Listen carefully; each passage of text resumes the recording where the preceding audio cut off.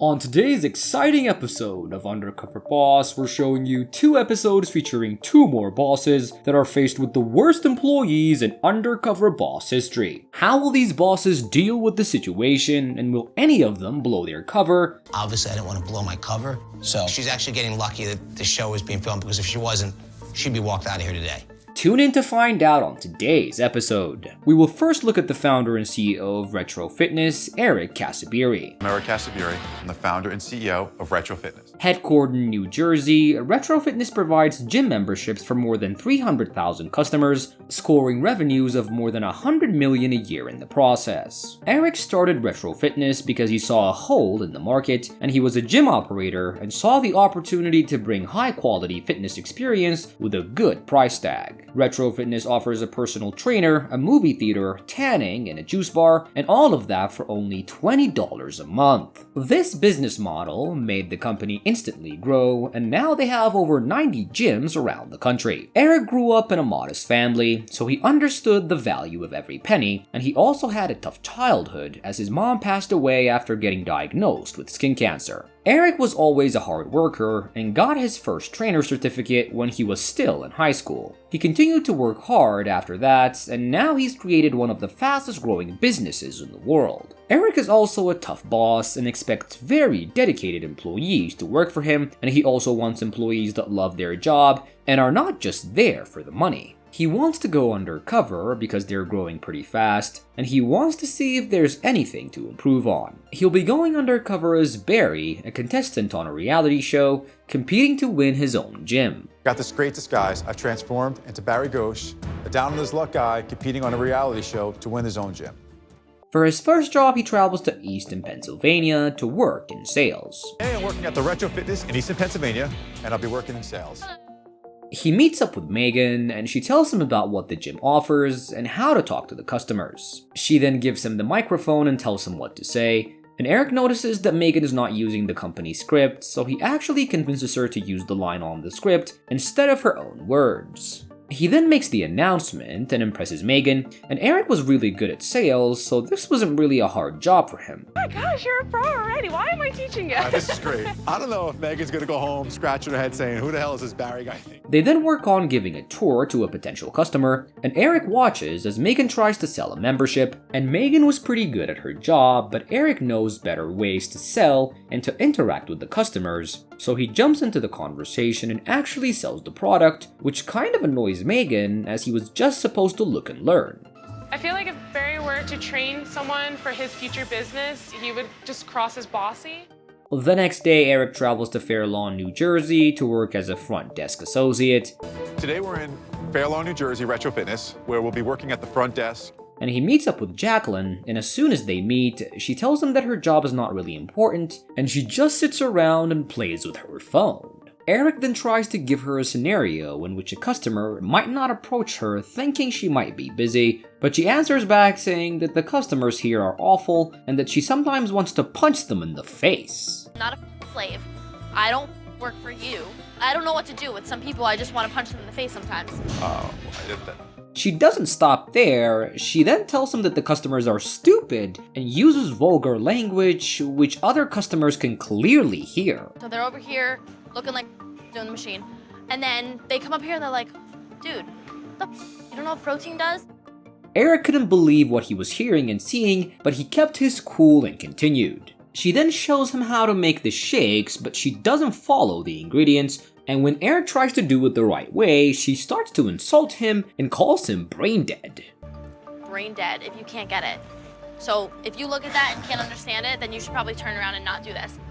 Eric keeps his cool and laughs off the insults, but one customer who'd been listening to the insults jumps in and tries to defend him, but she didn't care and even threatens to fire Eric. She then gets to another argument with the customer and starts insulting him too. No, you have to pay today. Hello, no, listen. How many times do I have to tell you? Don't with me, dude. And Eric, seeing this, gets very angry, but didn't want to blow his cover, so he leaves the gym and calls the franchise owner to talk about what he just experienced. The next day, Eric travels to Yonkers, New Jersey to work under the manager. Today I'm at the Retro Fitness in Yonkers, where I'll be working with the general manager.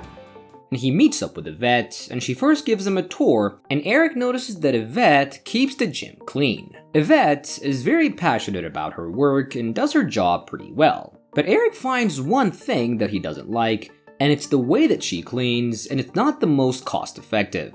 I believe there is a more efficient and less expensive way to do that, and the tasks still get done to a very high degree. Later, Eric learns that Yvette had been having issues with the billing company, and the issue had not been fixed. He also learns that Yvette's mom is suffering from disease, and he tries to comfort her. And finally, Eric's undercover time comes to an end, and he invites his employees to his office to reveal his true identity. So hey guys, if you're loving this episode, just wait for the next boss who's gonna discover such a shocking fact about his employees, and also realize that it's not really easy to be an employee in his own company. But for now, back to the episode at hand. First in was Jacqueline, and Eric didn't waste any time to confront her about her behavior toward him and the paying customers. But Jacqueline doesn't back down and defends her behavior, which gets him angrier, and things get heated between them. Eric then invites in the franchise owner, and she realizes that she might get fired, so she uses the oldest trick in the book and starts to cry. She also weirdly enough tries to lie and deny everything that she did, but this doesn't save her as she's promptly fired by the owner.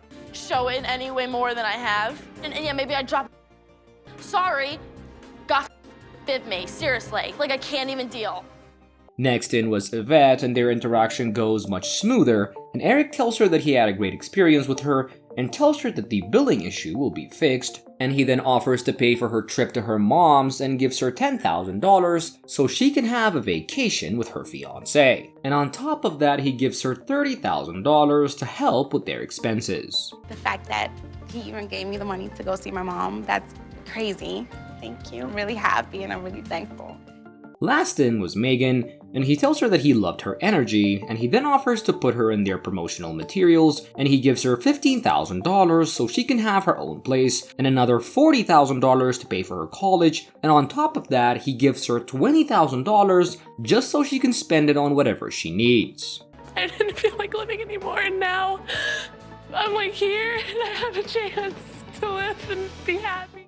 Let us now follow our next boss, the founder and CEO of GSI Commerce, Mike. I'm Michael Rubin. I'm the founder and CEO of GSI Commerce, and this is my creation. GSI Commerce is one of the largest e-commerce businesses in the world. They handle merchandising and shipping for other companies as well, and they also work with organizations like the NFL and MLB. GSI basically does everything from creating the website to delivering the products to the customers. Mike loved this business since he was very young, and when he was just 8 years old, he started his own small business, which was selling stationery door to door in his neighborhood. By the time he was 21, he already had a business that was making $100 million a year. Being the founder and CEO of GSI, Mike is always busy, and he's very obsessed with doing everything perfectly and growing the company even more, so he doesn't have much time to spend with his family. He is definitely a workaholic. Texting at 3 o'clock in the morning to Europe. He treats GSI as if it is his baby. Mike wants to go undercover because he thinks it will help him improve the business, and the holiday market was here, and he wants to see how his employees are handling the excess number of orders that they get this season. This will also be a very good challenge for Mike, as he's always been his own boss, and he doesn't know how well he'll be doing as an employee. He'll be going undercover as Gary Rogers. His employees will be told that he's part of a documentary studying seasonal jobs. For his first job, he flies to Richwood, Kentucky to work in the fulfillment center. I'm here at the Richwood Fulfillment Center, where we pack hundreds of thousands of orders weekly for consumers that buy online at our websites. He meets up with Matt, who is a floor supervisor, and he takes him to a seasonal worker named Rochelle. Rochelle has been working at this job for only 3 weeks, but she's very good at it, and she first shows him how to load the delivery trucks, but this job was too hard for Mike, as he couldn't keep up with the speed of the upcoming boxes.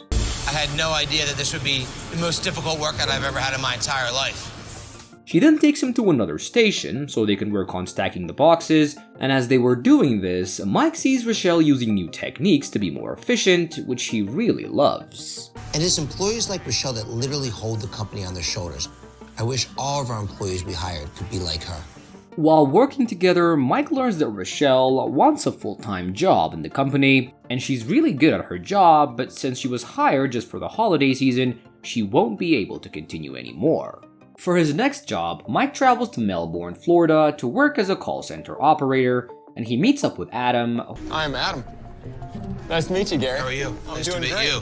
You ready for some escalations? I am as ready as I'll ever be. Mainly works on taking customer complaint calls. Mike just watches Adam do his job for the first few calls, and he was very impressed. Adam is very polite to customers and always tries to solve their problems. That's fine. All right. And have you been satisfied with the service that I provided today?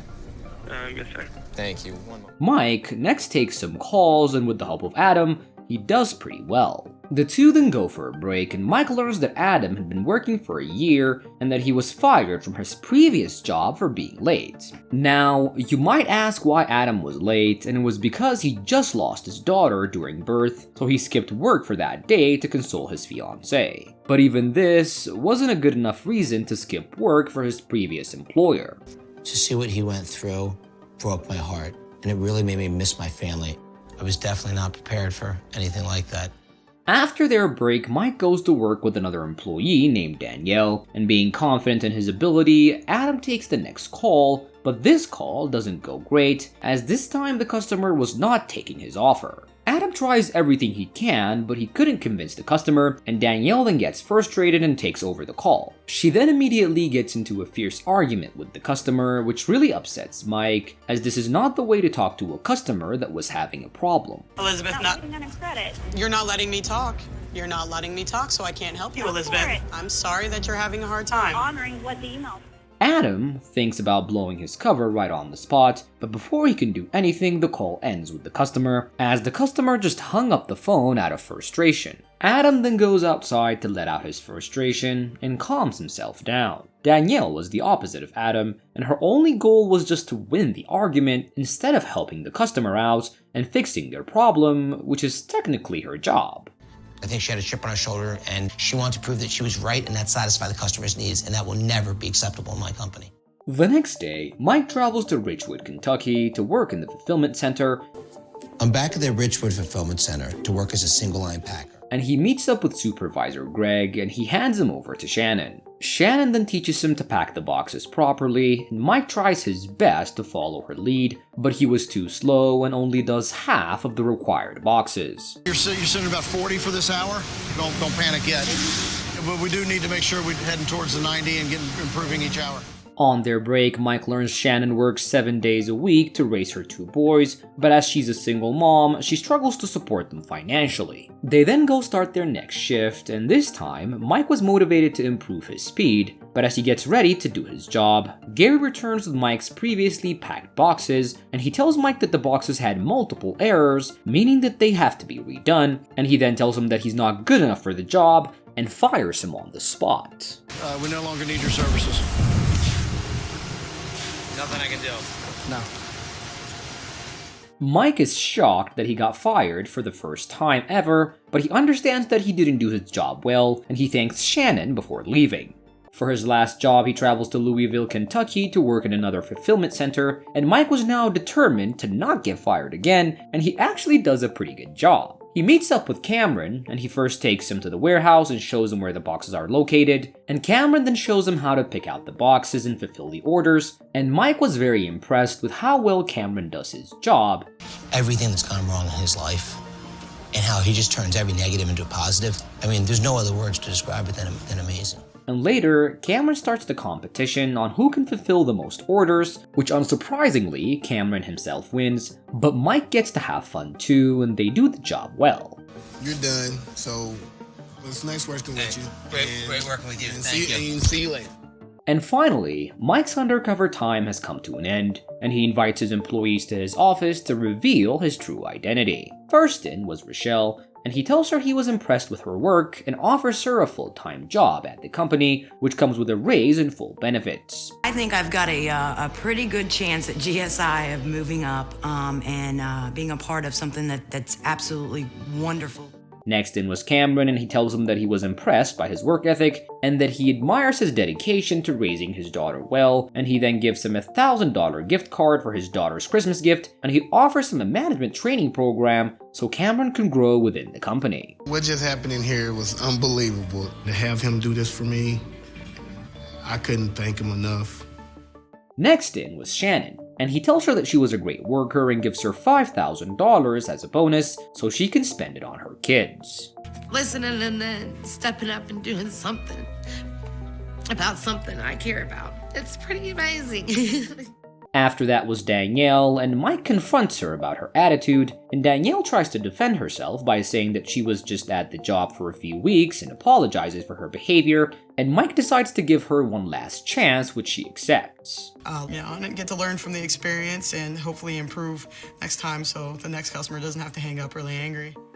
Lastly, it was Adam, and Mike was very happy with him, so he gives him $10,000 so he can finally get married to his fiancée. It really goes to show you a positive attitude really will bring good things to your life, and